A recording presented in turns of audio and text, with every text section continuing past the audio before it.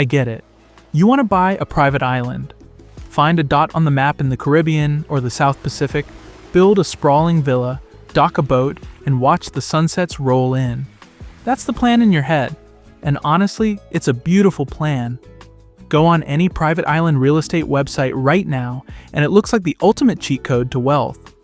You scroll through the listings and see a 5-acre island in Belize, or a pine-covered rock in Nova Scotia for $400,000. Think about that for a second.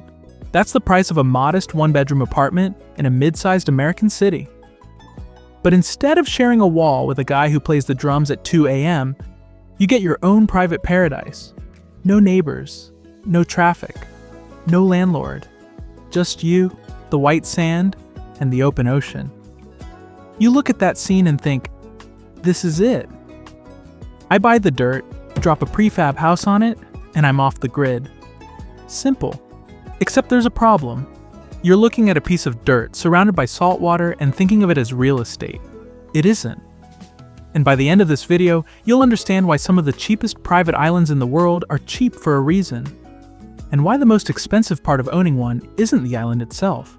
Because the moment you buy an undeveloped island, you haven't just bought property. You've accidentally bought a water company, a power company, a sanitation department, a logistics company, and eventually a full-time job you never applied for. Here's the problem. An undeveloped private island is not really a traditional real estate asset. It's a heavy industrial, off-grid utility system that just happens to have palm trees on it. And the moment you understand that difference, the difference between buying a home and building a self-sustaining mini-city from absolute scratch, everything about why islands look so cheap on paper starts to make sense. Because the price you see on the listing isn't the price of paradise, it's the entry fee. Let's start with what it actually costs to flip the lights on. Because before you can sit on your private beach and drink something with a tiny umbrella in it, you have to solve a much more basic problem. How do you make an island function like a place where humans can actually live? In a normal house, you flip a switch and the lights come on. You turn a tap and clean water flows. You flush a toilet and the waste disappears somewhere you never have to think about again. You pay a few $100s a month for the privilege of pretending none of that infrastructure exists. On an island, you are the infrastructure. Let's start with water. You're surrounded by millions of gallons of it, and you can't drink a single drop. So, depending on the location and available groundwater, you may need a desalination system capable of turning seawater into reliable drinking water. And now the problem gets interesting, because reverse osmosis doesn't just need equipment, it needs energy. The system has to push seawater through specialized membranes at high pressure. So, the moment you solve your water problem, you've created a power problem. Now you need electricity. You can't just throw 3 solar panels on the roof and call it a day. You need enough power for water treatment, refrigeration, air conditioning, lighting, pumps, appliances, and everything else you forgot you use every day. That means some combination of solar generation, battery storage, and backup generators. And suddenly, your $400,000 island is no longer a $400,000 project, because now you need somewhere to put all of that equipment. You need weather protection. You need maintenance access. You need spare parts. And you need a backup plan for the week when a storm decides to test your entire electrical system at once. Then there's the waste. You can't simply dig a hole and hope for the best. On small islands, groundwater and coastal ecosystems can be particularly vulnerable to contamination, and wastewater systems are often subject to strict local environmental rules. So now you need an engineered wastewater solution designed for the site and the local regulations. Notice what's happening. You started with, I want to buy an island. Then you needed water. Water created a power problem. Power created an equipment problem. Equipment created a construction problem. And all of those problems eventually create the biggest problem of all, logistics. All of those equipment costs are just numbers in a catalog. Here's the part almost nobody budgets for correctly, getting the stuff there. Let's say you need a pallet of construction materials. On the mainland, you call a supplier. A truck arrives. You unload it. Done. On an island, that same delivery can become an entire operation. The materials have to travel from the supplier to a mainland port, then onto a barge or other vessel, then across the water. And if your island doesn't have a deep water dock, the cargo may have to be transferred again onto smaller boats, and then transferred again onto the beach, and then moved from the beach to the actual construction site. Every transfer adds labor. Every mile adds fuel. Every delay adds money.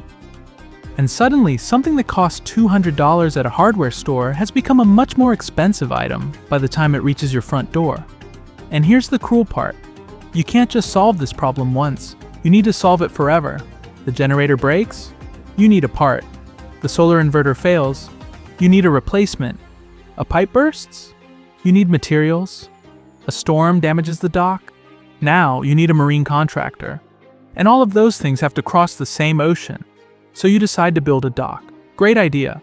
Except marine construction isn't cheap either. Depending on the location, design, environmental requirements, water depth, and construction method, a private dock can become a major project all by itself.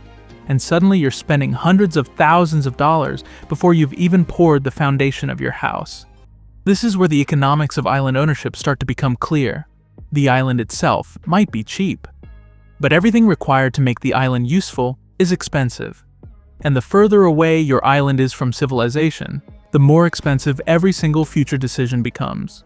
Now we get to the part of this business that explains the psychology of the market.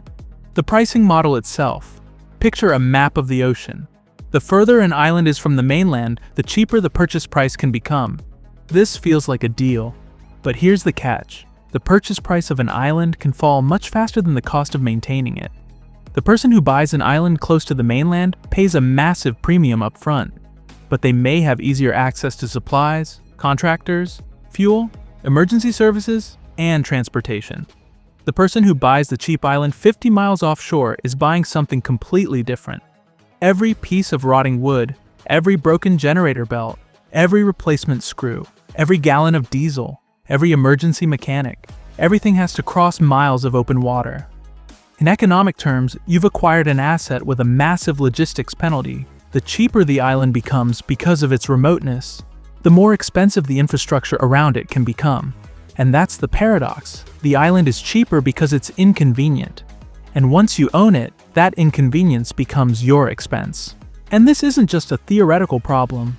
Look at what happened with Victor Island in Australia's Whitsundays.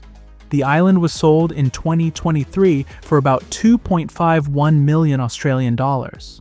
That might sound like a reasonable price for a private island, but the previous buyer had reportedly paid about 3.65 million Australian dollars for it only the year before. The development company behind the property subsequently went into liquidation. And here's the detail that makes the story particularly interesting. This wasn't just a piece of untouched dirt. The property already had a renovated house, a caretaker's cottage, a helipad, a desalination plant, and a solar farm. In other words, someone had already spent money solving many of the problems we're talking about. And yet, the assets still changed hands at a substantial discount. That's the hidden lesson. The hard part isn't always buying an island. Sometimes the hard part is finding someone willing to buy the island after you've finished paying for it. Because a private island has an unusual problem in real estate. The number of people who can afford one is already small. The number of people who want the exact same island is even smaller. And the number of people who want to inherit your infrastructure problems, that's smaller still. So when you finally decide to sell, you aren't selling a normal house. You're trying to find someone who wants your location, your dock, your power system, your water system, your maintenance requirements, and your relationship with the local government, all at the same time. And that's when you discover that liquidity, the ability to easily sell an asset, can be just as important as the asset's value. You can own a beautiful island worth millions on paper. That doesn't mean there's a buyer waiting for it. And that brings us to another trap that catches even the smartest buyers.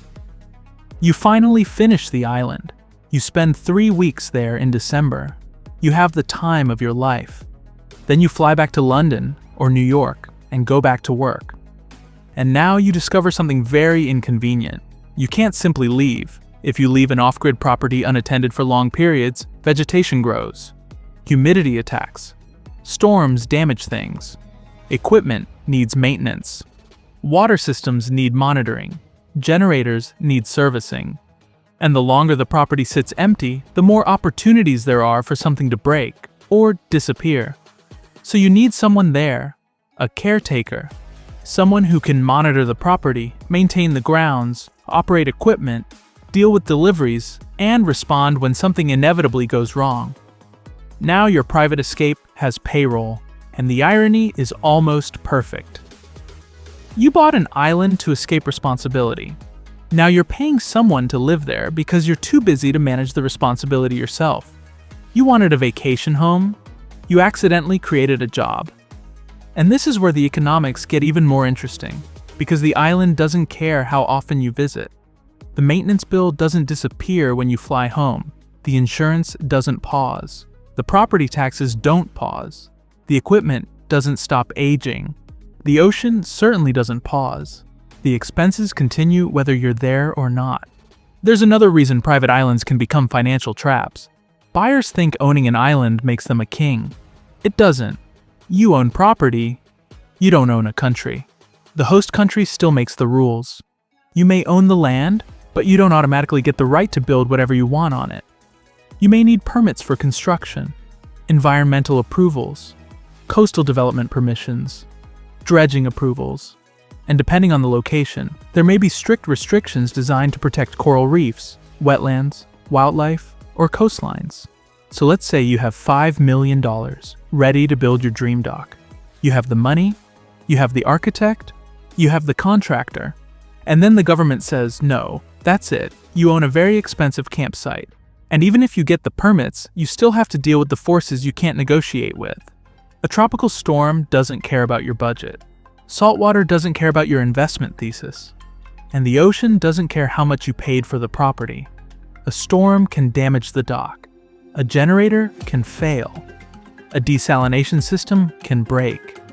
A specialized mechanic might be hundreds of miles away.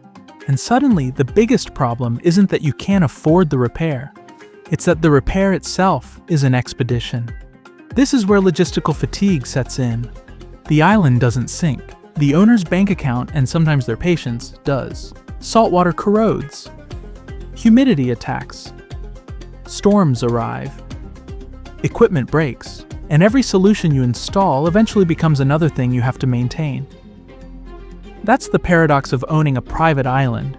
You think you're buying freedom, but what you're actually buying is responsibility. You think you're escaping civilization, but you're actually becoming civilization. You are the power company. You are the water company. You are the sanitation department. You are the logistics company. You are the maintenance crew. And if something goes wrong, you're the emergency response team. The island isn't really the asset. The infrastructure is. The land is just where you put it. And that's why the price tag on the real estate listing can be so misleading. A $400,000 island might not be a $400,000 purchase. It might be the first payment on a project that costs millions to build, hundreds of thousands to maintain, and an enormous amount of patience to operate. And if you do decide to buy one, remember the thing that actually determines whether you succeed. It was never really about having enough money to buy the dirt. It was about having enough money and enough patience to keep the entire machine around that dirt alive. Because when you buy a private island, you're not buying a place where you can finally stop dealing with the world. You're buying a place where the world stops coming to you. And from that moment on, you have to bring everything to it. Forever.